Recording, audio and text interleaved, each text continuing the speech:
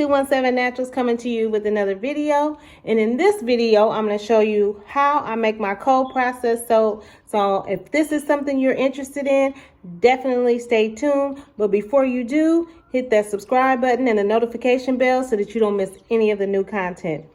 By the way, I have my new brown skin line that is going to be launching tomorrow. So go and support your girl.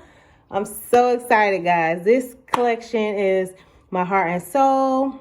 I just decided that we needed something as women of color to celebrate us. And so in this line, I made cold processed soap, whipped body butter that is luxurious and feels so good to the skin.